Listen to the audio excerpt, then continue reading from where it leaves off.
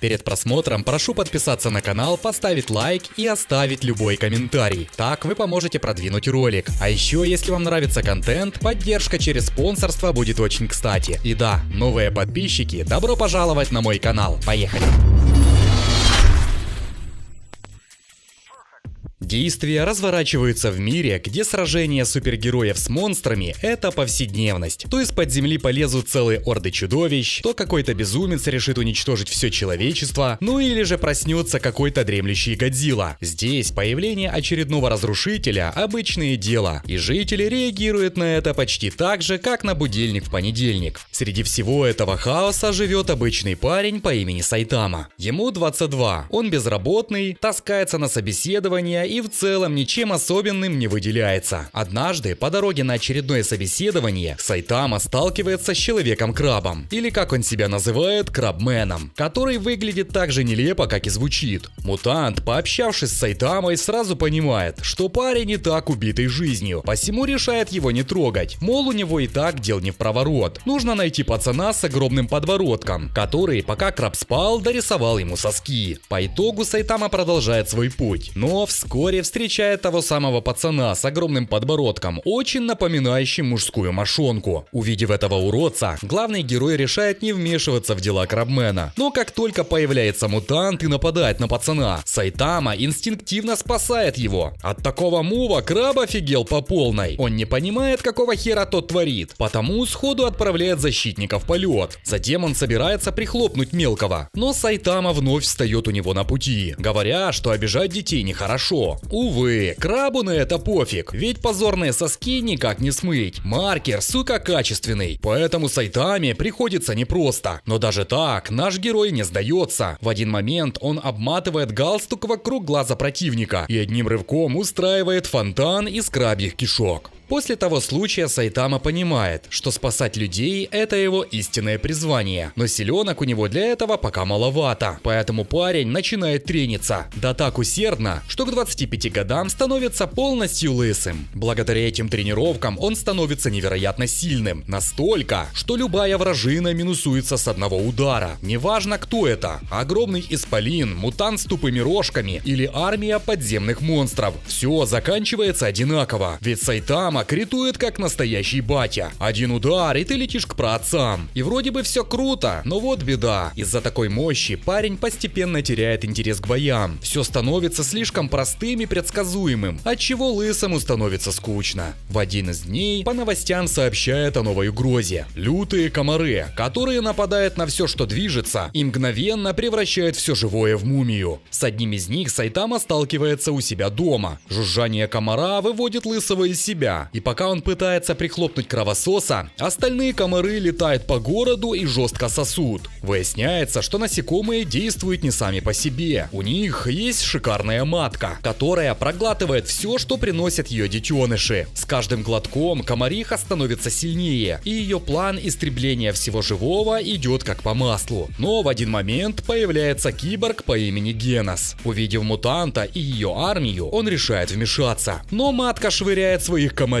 в бой. Сразу видно, у нее в голове пусто, как у банки без крышки, ведь логики в этом ровно никакой. Хотя может, ей просто захотелось вместо крови машинного масла. Генос, понимая ее замысел, начинает сжигать все, что к нему приближается, из-за чего матке приходится вмешаться лично. Она бросается в бой и вскоре лишает киборга руки, при этом сама теряет конечности. Но комариха не расстраивается. Вместо этого она поднимается в небо и приказывает своим комарятам сосать еще усерднее, намереваясь стать сильнее. На этот зов откликается и комар, что доводил Сайтаму, который, как обычно, ничего не замечая, оказывается в самом эпицентре сражения. В этот момент прокачанная снова швыряет своих комарят в бой, но киборг опять их всех сжигает, оставляя Сайтаму, в чем мать родила. При этом Генос отмечает, что похоже комариха тупая как пробка, раз собрала всю машкару в одном месте. Услышав это, матка тут же атакует Геноса. Одним одним ударом, почти разрывая его пополам. Затем она подбрасывает Железного и своими атаками превращает его в металлолом. Она собирается нанести финальный удар, но тут ляп, и она взрывается, как переспевший помидор. Увидев, с какой легкостью Сайтама прихлопнул Комариху, Генос решает стать его учеником, что закладывает начало их дружбы. На следующий день после капремонта Генос наведывается к Сайтаме домой. Там он рассказывает, что 4 года назад появился киборг, которого в один момент закоротило, отчего он начал истреблять все на своем пути, разрушая целые города, включая дом Геноса. Его родные погибли, а сам он едва остался жив, но благодаря доктору Кусено парень спасся и превратился в киборга. Теперь, движимой местью, Генос пытается найти убийцу своих родных, попутно уничтожая всю вражину, которую встретит. Параллельно с этим безумный ученый доктор Генус, узнав, что Комариху прихлопнули одним ударом, решает отправить своих прихвостней на поимку Сайтамы, в результате чего на ничего не подозревавших пацанов нападает богомол-переросток, который, правда, сходу отправляется в мир иной. Но это не вся вражина, поэтому парни выбираются наружу, где их поджидают напарники Жука. Двоих из них Лысый минусует сразу, но кроту-мутанту удается опустить Сайтаму в землю. Тут еще и появляется огромный лев-гигант. Он насмехается над Лысым, угрожая выколоть глаза. Ситуация опасная, но у Лысого она вызывает только скуку. Он с легкостью освобождается и требует, чтобы те извинились за разрушение его квартиры. Лев в шоке, нихера себе наглый, поэтому активирует свою истинную силу и стремительно атакует. Но все заканчивается слишком быстро. Видя, как сильнейший из мутантов легко пал, Крот пытается скрыться под землей, но все тщетно. Сайтама уже тут. Параллельно на Геноса нападает огромная горилла-киборг, и между ними завязывается жестокое сражение, но длится оно недолго. В результате вся вражина повержена, и в живых остается только обезьяна. Ее спрашивают, кто они такие и почему напали. Горилла рассказывает, что когда-то был безумный ученый доктор Генус, который мечтал прокачать гены человека. Спустя 70 лет он нашел решение и после вернул себе молодость. Затем он создал кучу клонов и начал ставить эксперименты над людьми. Сайтама перебивает его, говоря, что ему все это бла-бла-бла до лампочки. Он хочет больше конкретики, поэтому Горилла объясняет, что их послал Дом Эволюции, чтобы схватить Сайтаму и сделать из него подопытную крысу. Услышав, что хотел, Лысый берет напарника и направляется в логово доктора Генуса, чтобы одним махом истребить всех врагов. Придя на место, киборг, чтобы не тратить много времени, сразу превращает все здание в пыль. Но подвал уцелел, поэтому напарники отправляются туда. В это же время, видя, насколько сильны противники, доктор Генус направляется к своему сильнейшему творению по прозвищу Разрушитель. Он просит мутанта порешить Сайтаму, говоря, что тот очень силен. Заинтересовавшись, тварь, схватив создателя, сразу бежит навстречу к Лысому, попутно впечатывая Геноса в стену. Затем Разрушитель приказывает Сайтаме следовать за ним на тренировочную площадку, намереваясь помериться с ним силой. Так они оказываются в огромной белой комнате. Мутант уже собирается напасть, но его окатывает огнем Генос, который, как оказался, еще жив. Киборг врывается в помещение и, разогнавшись на максималку, обстреливает уродца со всех сторон. Но пользы от этого никакой. Тогда Сайтама решает вступить в бой лично. Разрушитель сразу показывает, на что способен, молниеносно оказываясь за спиной Сайтамы. Но в последний момент, увидев взгляд противника, в страхе отпрыгивает в другую часть помещения. Все его инстинкты буквально кричат, что Лысый невероятно силен, и с ним лучше не связываться. Уродец спрашивает, как тот стал настолько мощным. Сайтама отвечает, что все очень просто, и обращается к Геносу, говоря, чтобы тот тоже слушал внимательно. Он объясняет, что приобрел такую колоссальную силу благодаря адским тренировкам. Чтобы стать сильнее, он целых 3 года ежедневно делал 100